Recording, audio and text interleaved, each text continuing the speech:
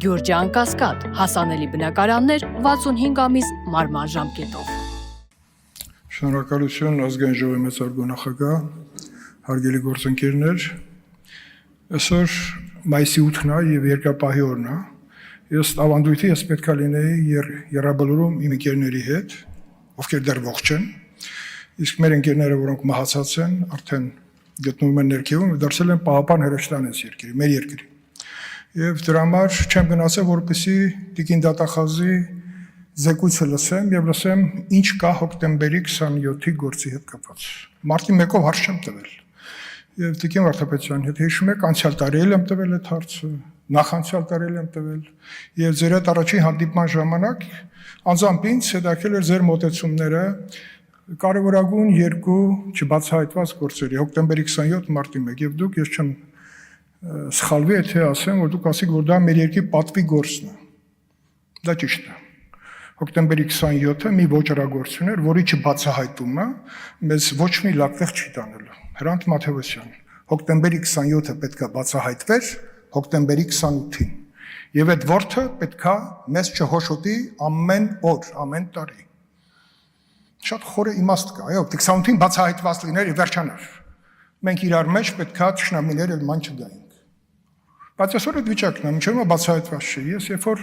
մի դրվագ հնչեցրեցի, եւ այսօրվա իմ բանը այդ մի դրվագն էր, մինչև Եղոյանի ուրեմն հնչեցրած դատախազության տիրույթում գործող գործողությունների միջավայրի մասին շատ մտահոգիչ բան ասեց։ Ես ակնկալում էի, որ 27-ի հետ կապած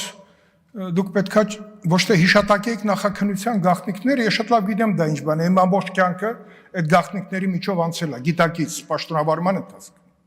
Այստեղ բայց բաներ կան, որ նախաքննության գաղտնիքին չէր առնչվում։ Եվ վերջին հաշվով այս հարցը ես ձեզ պետք է տայի, այլ ոչ թե Աղվան Հովսեփյանին։ Ոնց եք պատկերացնում, եթե Աղվան Հովսեփյանը լիներ գլխավոր դատախազ եւ իրեն այսի հարց հնչեցվի հոկտեմբերի 28-ի կապված։ Ինչու՞։ Որտեղ այդ ժամանակ դատարանում Աղվան Հովսեփյանն էր հիմնական մեղադրողը դատախազական խմբով, ճիշտ է։ Ճիշտ է։ Եվ դրանից հետո, երբ որ 18 թվականը եղավ, գործող դատախազը Արթուր Պետրոսյանն էր, եւ մեր ակնկալիքներն ինձանից էլի 27-ի, ինչպես Արթուր դատել, էլի չեղավ։ Հիմա երբ որ արդեն դուք եք նշանակվում, ես միշտ այն պատկերացումն եմ ունեցել, որ երկրի առողջացման արդարացման մեջ գլխավոր դատախազի ինստիտուտը ամենակարևոր ինստիտուտն է։ Նույնիսկ իմ հրապարակային ելույթներից մեկում հիշատակեցի Իտալիայի Ֆալկոնեի հանձնաժողովի նույնիսկ ֆիլմ կար շատ լավ, որտեղ այդ հանձնաժողովի արժե դրված էր խնդիր մաֆիայի ձեռքից երկիրը փրկելու եւ դատախազությունը պետք է աներ համբացան իր կառույցներով։ Ճիշտ է, այնտեղ մեծ մասին գնդակահարեցին, բայց դա չի խնդիրը։ Խնդիրը պետական խնդիր լուծելն էր։ Հիմա դատախազության հետ կապված 27-ի հետ կապված հիմնական կարևոր վկաների մեծ մասը մահացել են, շատ տարօրինակ ձևով։ Մեկուսարանում էլեկտրիկը մահանում է էլեկտրահարվելով, քեռին մահանում է իրան կախելով։ Էդի Գրիգորյանը այդպես էլ այնց շատ լավ միջավայրում շարունակում է ծմադ մնալ մեկուսարանում։ Մեկուսարանում։ Ինչ է կարծում Տիկին Դատախազ, եթե մեծ ուժեր չլինեին այս ամենի հետևում, այսպիսի տարօրինակ մահացության դեպքեր կլինեն, Մովսիսյանը ավտովթարից։ 12 թվականին, երբ որ ես Միացյալ Նահանգներում էի Տիգրան Պասկևիչյանի հետ եւ Հայաստանի կորսված գաղտնի մարտի 1-ի հետ կապված, պատահաբար ես տեսնում եմ Տիգրան Նազարյանին սրճարանում։ Պատկերացնում եք ին վիճակը։ Տիգրան Նազարյան կարևորագույն վկա, հմեք, Տիգրան Նաղդալյանը սպանվեց։ Լավ, այս հարցերը այնքան շատ պարարթողատալի բացահայտման համար, որ այստեղ նախաքննական գաղտնիքով ասել հիմա բան չանենք, որտեվ անջատված մասով քննություն է գնում։ Իսկ տեղյակ եք, որ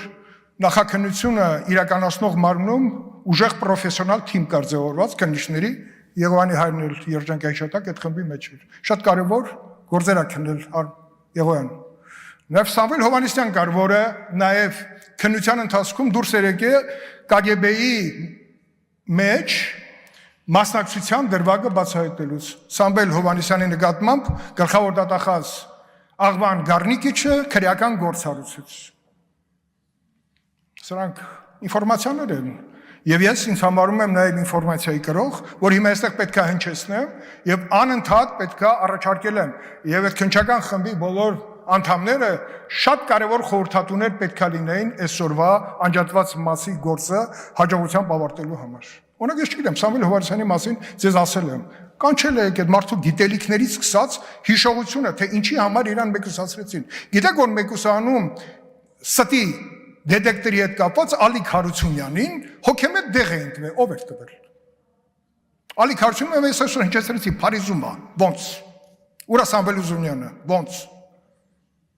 Հաջողությամբ փակել են Հայաստանի սահմանը։ Դե գնացեք գտեք։ Գտնելու համար մեր երկիրը ունի այսօր բոլոր հնարավորությունները որպես պետություն։ Վերջում նոր կառույցներ ենք ստեղծել, արտաքին հետախուզություն, օպերատիվ կառույցներ, արտաքին հակահետախուզություն հիմա կստեղծվի։ Սրանք կառույցներ են, որ պետության եւ մեր ժողովրդի հիշողության մեջ մնացած կարևոր գործերը օր առաջ բացահայտեն։ Հոկտեմբերի 27-ը պետք է բացահայտված լիներ հոկտեմբերի 28-ին։ Այսօր 25 թվականն է, մայիսի 8, Երկրապահի օր։ Չեմ գնացել, ինչ պետք է ասել, ես Վազգեն Սարգսյանի գերեզմանի նստելուց, խումբ վառելուց։ Էմոցիոնալ բան եմ ասում, բայց դա իրականում գոյություն ունի շատ-շատերի հիշողության մեջ։ Ուր ուզում եք մտեք, ասում են 27-ը դատավարությունը արագացված, նույն դատախազության գլխավոր դատախազը ոնց թույլ տվեց, որ Ուզունյանը հիմնական վկաներին ասի չէ, արագ վերջացնում ենք։ Բա հիմա դատախազությունը անընդհատ բողոքարկում է, կալան, շատ լավ։ Բա այն ժամանակ քիչ էին բողոքարկում այդ նույն process-ի արագացման դեմ։ Խնդիր կա չով էր հրահանգավորել, վերջին հաշվով կար երկրի նախագահ Ռոբերտ Քոչարյան, արագացված process։ Ուզունյանը ոնց հարստացավ անմիջապես, ինչի հաշվին 27-ի արագացված դատավարության։ Շատ վկաներ չեն լսվել, հանվել են։ Ուզում եմ ասեմ, 27-ը պետք է բացահայտվի, ինչպես նաև մարտի 1-ը, որը դատավարության այսպես մանիպուլատիվ ձգձգման շնորհիվ մի անգամ գնաց փակուղի, հիմա կարող է նորից գնա փակուղի։ Էլի նույն պերսոնաժի հետ գործ ունենք։ Չէ՞ որ ձեռք են բերվել ապացույցներ այն ժամանակ Նայիրի Հունանյանը, որ հետո երբ որ Հայաստանում փոխվեց Ռոբերտ Քոչարյանը նորից եկավ իշխանության Անգլիայի թագու կարգավիճակից, երբ որ Արամ Սարգսյանին հրաժարականը ստորագրեց դրանից առաջ պաշտպանության նախարարին ապօրինի զրկելով պաշտոնից, որովհետև պաշտոնը առանց վարչապետի համոզություն չէր կարող լինել, բայց հերթականություն այդպես եղավ եւ սկսվեց արդեն դատավարության process-ը։ Իմիջիալոց ես ասեմ, 2000 թվականի փետրվար ամսին Հայկական ժամանակ թերթում մի հատ հրաշալի վերլուծություն կար Արմենակ Միքայելյան հեղինակի կողմից։ Չեմ հիշում, ձեզ ասել եմ, որ այդ հոդվածը մի հատ նայեք։ Լրջագույն վերլուծություն հոկտեմբերի 27-ի հետ կապված։ Պողոս Պողոսյանը, Նայիրի Հունանյանի մայրիկի ընկերը, փողատվե որ ավտոմատ առն, մահացավ, սա մահացնում են, բայց այսօր շատ կարևոր վկաներ կան, որ Հայաստանում չեն։ Ինչ են կանում, որ վկաներ այստեղ լինեն։ Հա, կարելի ասել նախաքննության գաղտնիքից ելնելով, չենք ասում մարմիններ ինչ են եղել, բայց մի դրվագ էլ հիշեցնում, տիկին դատախազ։ Նայիրի Հունանյանը, երբ որ հայտարարեց արդեն Ռոբերտ Քոչարյանի նորից իշխանություն գալուց հետո, որ ճնշումների միջոցով է իրենից ցուցմունքներ վերցվել, Փահլավունի փաստաբանի ներկայությամբ հարց է տրվել։ Այն ինչ որ վերցվել է ճնշումների միջոցով, դրանք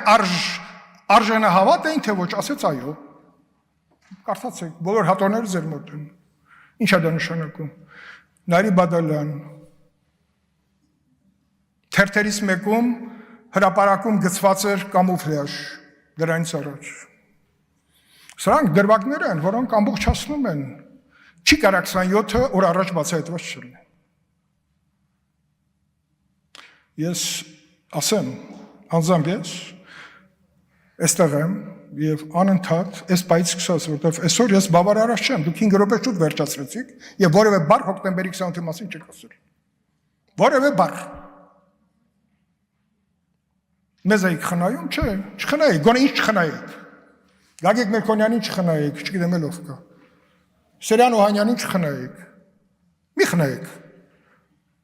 տվեք մեզ հեռանկարը օր առաջ 27-ի թեման փակվելու, բայց իրական բացահայտում է պետք մեզ, որտեղ վկաները դեռ կան, կարևոր վկաներ, իսկ մահացածների առկայությունը հնարավորություն է տալի գտնել ինչ ուժեր կարային լինեին սրա հետևում, դրանք շատ ազդեցիկ կարային լինեին, Ափսոս Հրաչ Հարությունյանը մահացել է, որը նաև օպերատիվ ապահովումներ ապահովում 27-ի գործի։ Շատ առասվածային, մեկուսարան, հոգեմետ դեղ, Ալիկ Հարությունյան, կեղծիքի դետեկտորը չկարողացան օգտագործեն, հաջորդ օրն որոշեցին որ չեն օգտագործում։ Արտադրության նախարար Հարությունյան։ Ավարտեք։ Հա, շնորհակալ եմ։ Ես ուզում եմ ասեմ նաև մի դրվագ կապած դատախազության անընդհատ բողոքարկումների հետ կապված, ես բերել էի, որ այդ մասին խոսեի։ Պարոն Եղոյան, դուք շատ ճիշտ եք։ Ես կտամ մի դրվագ, որը քրեական ենթամշակույթի հետ ոչ մի կապ չունի, կոնկրետ գործի հետ կապ ունի, որտեղ դատախազությունը 2 անգամ բոլոր ատյաններում պարտվել է, եւ 3-րդ անգամ նորից բողոք եք ներկայացրել, շարունակեք բողոքել, որի արդյունքում այդ կուկուռուզնիկ կոչվածը երբեք չի կառուցվելու։ Շնորհակալություն։